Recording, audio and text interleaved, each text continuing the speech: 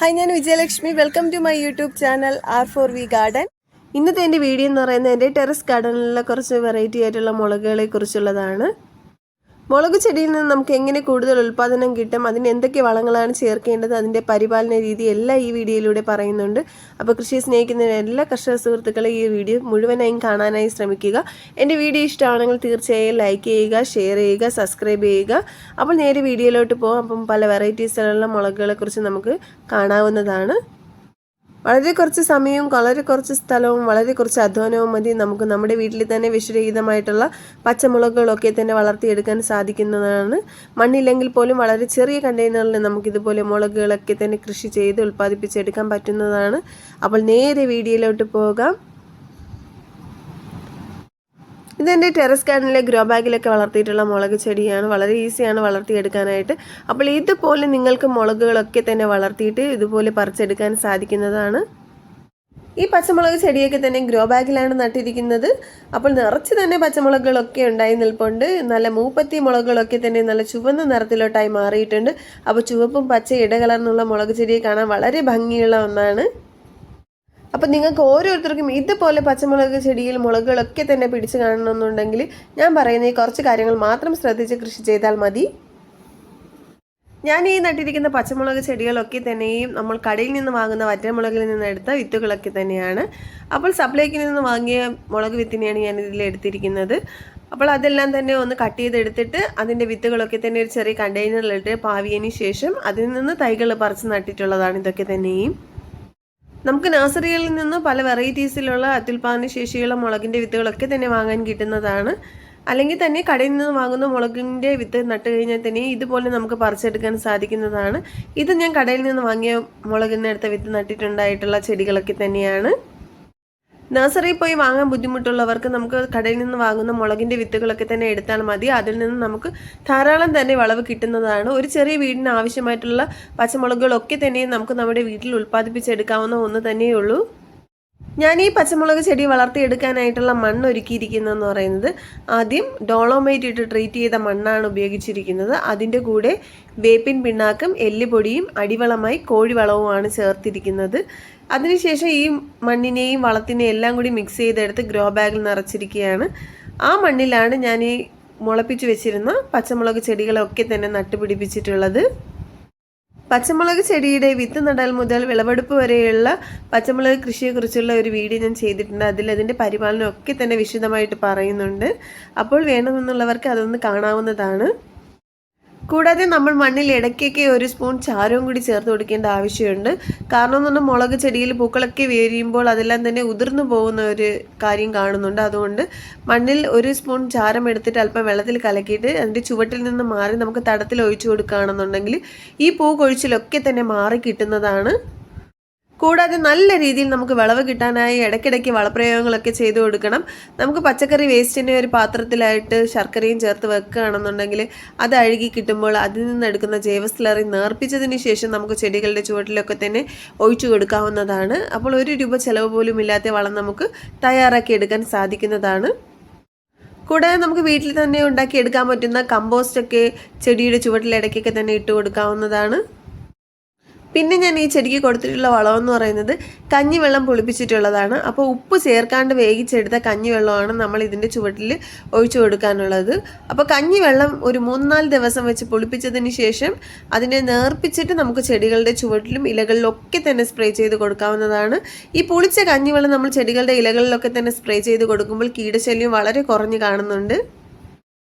കൂടാതെ ഈ ചെടികളിൽ നമ്മൾ വളർന്നു വരുമ്പോൾ കാണുന്നതെന്ന് പറഞ്ഞാൽ ചെടിയുടെ ഇലകളുടെ അടിഭാഗം ഒന്ന് നോക്കേണ്ടതാണ്.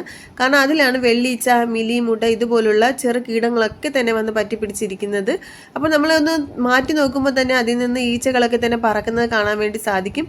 അങ്ങനെയാണെന്നുണ്ടെങ്കിൽ നമ്മൾ ചെടിയുടെ ഇലയുടെ അടിഭാഗം ഒരു കോട്ടൺ പീസ് ഉപയോഗിച്ച് ആ കീടങ്ങളൊക്കെ തന്നെ നശിപ്പിക്കേണ്ടതുണ്ട്. അതിനുശേഷം വേണം നമ്മൾ ജൈവ കീടനാശിനികളൊക്കെ തന്നെ സ്പ്രേ ചെയ്ത് കൊടുക്കേണ്ടത്. നമുക്ക് വീട്ടിൽ തന്നെ ജൈവ കീടനാശിനി ഉണ്ടാക്കിയെടുക്കാവുന്ന ഒന്നേ ഉള്ളൂ. അതിന് വേണ്ടതെന്ന് പറയുന്നത് വേപ്പെണ്ണയാണ്. ഒരു 5 ml വേപ്പെണ്ണയും ഒരു 2 ml സോപ്പ് സൊല്യൂഷനും 1 കുടം വെളുത്തുള്ളി ചതച്ചതിൻ്റെ നീരും എടുത്തതിന് ശേഷം നമ്മൾ 1 ലിറ്റർ ബോട്ടിലിലാക്കണം. അതിൽ 1 ലിറ്റർ വെള്ളവും ചേർത്ത് നേർപ്പിച്ചതിന് ശേഷം നമുക്ക് ചെടികളുടെ ഇലകളിലും തണ്ടിലും ഒക്കെ തന്നെ സ്പ്രേ ചെയ്ത് കൊടുക്കാവുന്നതാണ്. ഇങ്ങനെ സ്പ്രേ ചെയ്ത് കൊടുക്കുകയാണെന്നുണ്ടെങ്കിൽ നമുക്ക് കിടശല്യം വളരെയധികം കുറഞ്ഞു കിട്ടുന്നതാണ്. കൂടാതെ സ്പ്രേ ചെയ്യുന്നതിന് മുന്നേ ഇലകളൊക്കെ തന്നെ ഒന്ന് നനച്ചതിന് ശേഷം വേണം ഒന്ന് സ്പ്രേ ചെയ്ത് കൊടുക്കാനായിട്ട്. ഈ മുളക് എന്ന് പറയുന്നത് അല്പം നീളവും വണ്ണമൊക്കെ ഉള്ള ഒരു ടൈപ്പാണ്. കാണാനും മറ്റ് പച്ചമുളകിൽ നിന്ന് കുറച്ച് വ്യത്യാസമാണ്. അപ്പോൾ പല വ്യത്യസ്ത തരത്തിലുള്ള പച്ചമുളകുകളൊക്കെയാണ് ഇവയെല്ലാം.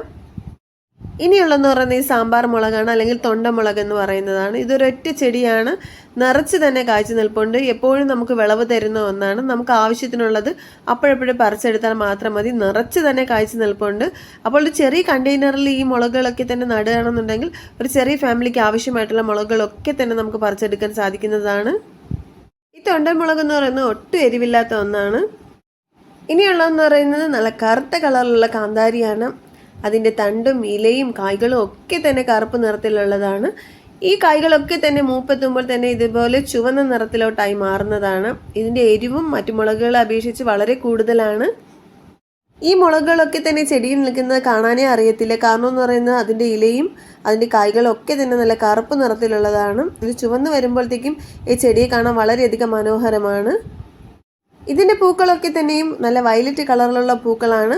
അപ്പോൾ നിറച്ച് തന്നെ കായ്ക്കുന്ന ഒരു ടൈപ്പാണ്. ഇതൊരു ചെറിയ ചെടിയാണ്. ഇതിൽ നിന്ന് തന്നെ 2 പ്രാവശ്യം ഞാനിപ്പോൾ വിളവെടുത്ത് കഴിഞ്ഞിട്ടുണ്ട്. അപ്പോൾ നിറച്ച് ഇത് നമ്മൾ വിളവെടുക്കും തോറും കായ്ച്ചുകൊണ്ടേയിരിക്കും എന്നാണ് ഇതിൻ്റെ ഒരു പ്രത്യേകത. എരിവിലും കേമനാണ്. ഇതിൻ്റെ വിത്ത് നമ്മൾ മുളപ്പിച്ചെടുക്കുമ്പോൾ തന്നെ നമുക്ക് പെട്ടെന്ന് മനസ്സിലാക്കാൻ പറ്റും ഇതിൻ്റെ തൈകളൊക്കെ തന്നെ നല്ല കറുപ്പ് നിറത്തിലാണ് ഉണ്ടായി വരുന്നത്. അപ്പോൾ ഇത്രയും കറുത്ത കാന്താരി വിളവെടുത്തിട്ടുണ്ട്. ഇനിയുള്ളതെന്ന് പറയുന്നത് വെള്ളക്കാന്താരിയാണ്. വെള്ളക്കാന്താരി നിറച്ച് തന്നെ കായ്ക്കുന്ന ഒന്നാണ്. ചെറിയ കീടബാധയൊക്കെ തന്നെ ഉണ്ടായാലും വേഗത്തിൽ തന്നെ നശിച്ചു പോകാത്ത ഒരു ചെടിയാണിത്. പച്ച കാന്താരിയും കറുത്ത കാന്താരിയും അപേക്ഷിച്ച് വെള്ളക്കാന്താരിക്ക് എരിവ് വളരെ കുറവാണ്. അപ്പോൾ നമുക്ക് സാധാരണ ഉപയോഗിക്കാവുന്ന കറികളിലൊക്കെ തന്നെയും ഈ മുളക് ചേർക്കാവുന്നതാണ്. ഒരുപാട് എരിവൊന്നും തന്നെ ഇല്ല. നമുക്ക് അച്ചാറിലൊക്കെ തന്നെ ഇടാവുന്നതാണ്. ഇത് ചെടിയിൽ കായ്ച്ചു നിൽക്കുന്ന കാണാനും വളരെയധികം ഭംഗിയുള്ളതാണ്. പച്ച കളറിലുള്ളതിൽ വെള്ള കളറിലുള്ള മുളകുകളൊക്കെ തന്നെ നിൽക്കുന്നത്. ഈ കാന്താരിയൊക്കെ തന്നെ മാനം നോക്കി നിൽക്കുന്ന ഒരു ടൈപ്പാണ്. ബാക്കി പച്ചമുളക് ചെടികളൊക്കെ തന്നെ അങ്ങനെയല്ല. ഇതിൻ്റെ വിത്തുകളൊക്കെ തന്നെ നമുക്ക് കടകളിൽ നിന്ന് വാങ്ങുന്ന വിത്തുകളിൽ നിന്ന് പഴുത്ത് നോക്കി എടുത്തിട്ട് അത് ചെറിയ കണ്ടെയ്നറിലൊക്കെ തന്നെ പാവി വെച്ച് കഴിഞ്ഞാൽ നമുക്കിതിൻ്റെ തൈകളൊക്കെ തന്നെ ഉൽപ്പാദിപ്പിച്ചെടുക്കാൻ സാധിക്കുന്നതാണ്. പച്ചമുളക് ചെടിയൊക്കെ വളർത്തുന്നവർക്ക് പ്രധാനമായും പറയാനുള്ള ഒരു കാര്യം എന്ന് പറയുന്നത് കുരുടിപ്പ് രോഗമാണ്. അപ്പോൾ നമ്മുടെ ചെടികളിൽ കുരുടിപ്പ് രോഗം ഉണ്ടാകാനുള്ള പ്രധാനപ്പെട്ട കാരണം എന്ന് പറയുന്നത് വെളീച്ച, മിലിമോട്ട ഇതുപോലുള്ള പ്രാണികളാണ്. അവയൊക്കെ തന്നെയാണ് ഈ കുരുടിപ്പിന് കാരണമായി മാറുന്നത്. അപ്പോൾ നമ്മൾ ആദ്യമേ തന്നെ ചെടിയുടെ ഇലകളിലൊക്കെ തന്നെ വേപ്പെണ്ണ, വെളുത്തുള്ളി, മിശ്രിതമൊക്കെ സ്പ്രേ ചെയ്ത് കൊടുത്ത് ചെടികളൊക്കെ തന്നെ ഒന്ന് നിരീക്ഷിച്ച് കഴിഞ്ഞാൽ ഈ പ്രശ്നമൊക്കെ ഒന്ന് മാറ്റിയെടുക്കാവുന്നതേ ഉള്ളൂ. ഇനി രോഗം വന്നു കഴിഞ്ഞാൽ നമ്മളിനി ചെയ്യേണ്ടതെന്ന് പറയുന്നത് ആ കുരുടിച്ച ഇലകളൊക്കെ തന്നെ നുള്ളി മാറ്റിയതിന് ശേഷം വേപ്പെണ്ണ, വെളുത്തുള്ളി മിശ്രിതം ചെടികളുടെ ഇലകളിലൊക്കെ തന്നെ സ്പ്രേ ചെയ്ത് കൊടുക്കാം. കൂടാതെ ചെടിയുടെ ചുവട്ടിൽ ഒരൽപ്പം വളപ്രയോഗം കൂടി ചെയ്ത് കൊടുത്താൽ അതൊക്കെ തന്നെ മാറിക്കിട്ടുന്നതാണ്. കൂടാതെ പച്ചമുളക് ചെടിയിൽ നനയ്ക്കുമ്പോൾ വളരെ കുറച്ച് വെള്ളം മാത്രം ഒഴിച്ചു കൊടുത്താൽ മതി. ഇനി ഒട്ടും സ്ഥലമില്ലാത്തവർക്ക് നമുക്ക് പ്ലാസ്റ്റിക് കണ്ടെയ്നറിൽ മുളക് കൃഷി ചെയ്യാവുന്നേ ഉള്ളൂ. അതിൻ്റെ വീഡിയോ ഞാൻ ഇട്ടിട്ടുണ്ട്. അപ്പോൾ എൻ്റെ ടെറസ് ഗാർഡനിൽ നിന്ന് വെള്ളക്കാന്താരി, കറുത്ത കാന്താരി, തൊണ്ടൻ മുളക്, പച്ചമുളക്, ചുവന്ന മുളക് ഒക്കെ തന്നെ വിളവെടുത്തിട്ടുണ്ട്. അപ്പോൾ ഇനിയും കുറച്ച് പച്ചമുളകും കൂടി വിളവെടുക്കാനായിട്ടുണ്ട്. അപ്പോൾ കൃഷി സ്നേഹിക്കുന്നതിൻ്റെ എല്ലാ കൂട്ടുകാരും വീട്ടിൽ ഒരു ചെടിയെങ്കിലും വെച്ച് പിടിപ്പിക്കാൻ വേണ്ടി ശ്രമിക്കുക. എൻ്റെ വീഡിയോ ഇഷ്ടമായാൽ തീർച്ചയായും ലൈക്ക് ചെയ്യുക, ഷെയർ ചെയ്യുക, സബ്സ്ക്രൈബ് ചെയ്യുക. താങ്ക്